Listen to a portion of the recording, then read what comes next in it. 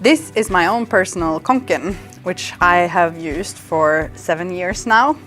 And today we are going to talk about the materials in this one and also some of the other materials and how we pick them, including our newest member in the Kånken family.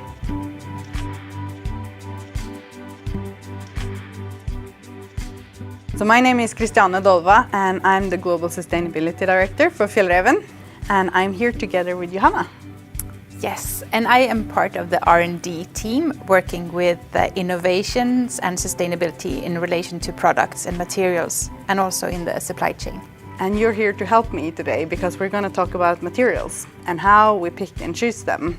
And when we look at materials from a sustainability perspective, why is it so important to look at the materials? The biggest environmental impact of a product occurs during the production of the fabric, where more than 80% of the emissions occurs. Can we have sustainable materials? Everything we do has an impact. There are no such things as a sustainable produced material. And that is also why we work with preferred materials.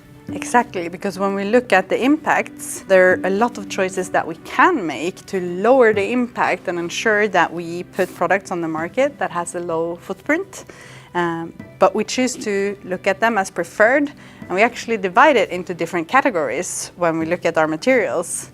So we have 4 different categories where we say a material is either excellent, it's good, it's okay to use if we don't have an alternative, and then we have a category of those that we do not want to use. We have measured the material choices since 2013, and up until today, more than 60% are in the categories of good and excellent, and our aim is obviously to have more than 90% within those categories in the future. But I want to go back to this one, just to look at Kånken, because we thought that today we could use Kånken as an example, showing you some of the different choices that we make. And when you look at this particular one, which I got when I started at Fjällräven 7 years ago, I literally worn it almost every day since. In the world of Fjällräven and Fjällräven products, though, I think that it can still be considered a bit of a baby, because obviously our mission is to create products that can last for a lot longer. For example, like this jacket, which is my grandmother's, that she bought in the late 70s and I still wear today. But durability is key here. So what is it that makes a product durable? I mean, we can look at different aspects of durability.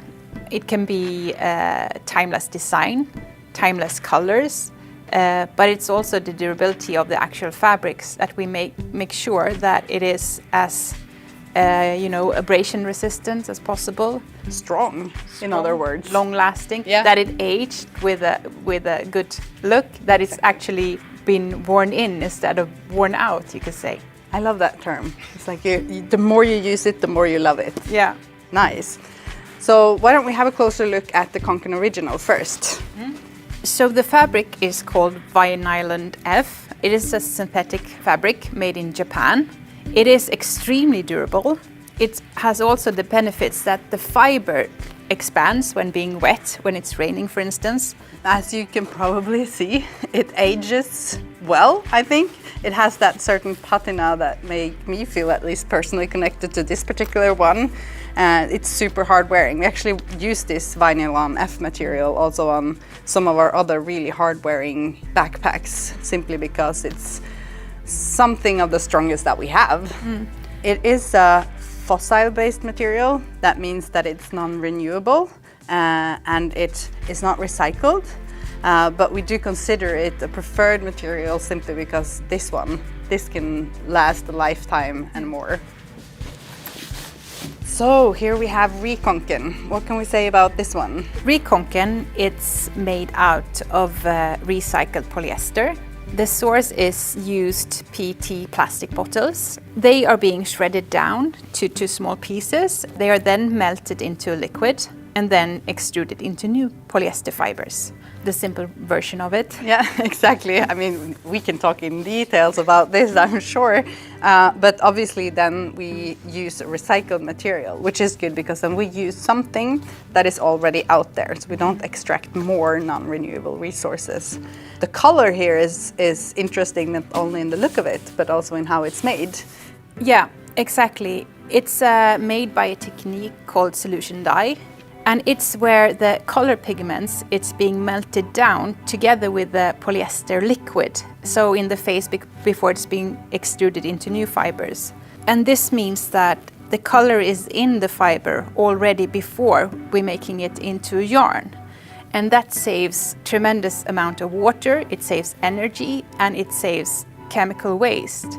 We can reduce the waste of dyes with over 90%. Exactly, because in the traditional way of dyeing, you would otherwise kind of dip the whole material in the dye stuff and water, and here you kind of add it more pinpointed at the start. Exactly. This one is different. This is wool then. How does the rewool process work? Well, what is rewool? Is that, yeah. What term is that? It's recycled Exactly. wool, but it differs from the PET bottles. The source of this one is worn out second-hand garments, and also scraps from the production of wool fabrics and garments. The wool is then being sorted. You know, you sort out the other fibers such as polyester, etc. So we only have the wool garments, and then the second-hand garments is sorted by color. So they sort all the red shades, all the blue shades, all the green shades, etc. So the color is actually used in the final product. When we have the color sorted, it's threaded into fibers. That means you make them weaker, you make the fibers shorter. So we have blended the material with polyester, 20 to 30%, to make it stronger and to make it more durable and to make it last. And it's a material that is made in Italy, which is a country that has long traditions for doing this, which is kind of interesting because it's been used for a long time, but with the sustainability aspects coming more and more into people's minds, it also becomes very attractive to see how we can use old products and create new ones. In the process of finding efficient ways to use our materials, we also realized that it's not only old products that risk going to waste. We also have leftover fabrics from our production process. From time to time, there are fabrics that aren't used up completely. So that kind of takes us to a bit of an odd one out, that we have the Fjallraven Kanken. This one looks quite different. What did we do here in the design process, and how did the development go? First, we did like an inventory on how it actually looked in the factories where we produce the fabrics. So we know exactly what fabric is not being used, and to optimize the use of it the most, we constructed this with smaller pockets to make the most efficiency of the fabric use. So it's a good way of using the durable hard-wearing material, but making sure that it doesn't need to be recycled, it can also be reused. But we also do spend a lot of time exploring how we can choose new material or develop new materials where the input is not necessarily only recycled. And that is the last version and the newcomer in the Kånken family. So this is tree Kånken. It's made out of our own fabric pine weave, which is a wood-based lyocell. Exactly, and this is the result of us looking at developing new materials. But when we do that, we kind of have the choice between the synthetic materials that are fossil-based, often made from some type of oil resource, and the more renewable versions, and that takes us into the world of bio-based materials, or in this case, a man-made cellulosic fibers, where you use wood as a raw material and create the fabric. But Johanna, give us the short version of how a wood material can be made into a fabric like this. Absolutely. So we're starting with the raw material. We're starting with the wood made into wood chips. The wood chips is then boiled down to a cellulose mass. And because we don't want to ship tons of water, you know, we don't want to ship the liquid. So the cellulose mass is dried up, made into these papery sheets, and then being shipped. So then in Taiwan, you dissolve it. The dissolving mass is pushed through spinnerets and down to a solvent base, where it's extruded and dried up and made into a fiber, which we then could use spinning a yarn, weaving a fabric. And getting a Kånken. Exactly. So in the development of pine weave, obviously one of the things that we spent a lot of time on was ensuring that we know what the raw material is and also where it comes from. So it requires quite a lot of work for us in order to have full traceability in the entire supply chain. And why is that so important? Yeah, I mean, looking at bio-based and plant-based materials, it's important to know the source, because it can come from rainforest, it can come from crops being better used as food in the food industry than us using it for a backpack. So we make sure that we know the source, and as you said, it's traceable to Sweden. The forest we use is certified and cultivated. And that work has also kind of allowed us to have a dialogue with all the different actors in the supply chain. It looks a bit different, and that's because the design is actually inspired by how the Kånken, the first Kånken, looked, which was more like this than the original one that we see today. So this is a little bit of a smorgasbord of different Kånkens.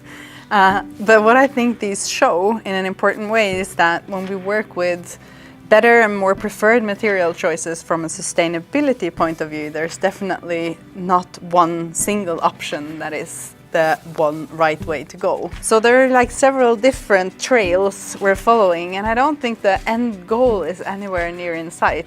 No, and it's a lot of things happening, a lot of new initiatives popping up when it comes to materials and also recycling. I mean, this is where we are today. Who knows where we'll be in 50 years, but we're working on it. We're working on constantly improving. And push ourselves and push our boundaries, because that's what it's all about. It's really using sustainability as a driver for innovation. So hopefully by looking at these examples, you've gained a bit of insight into how we think on material development, and also seen the newest version in the pine weave. The same thinking and logic is obviously something we apply to all our products, both the garments and all the other products in our line. And thank you for listening, and make sure to spend some time out in nature.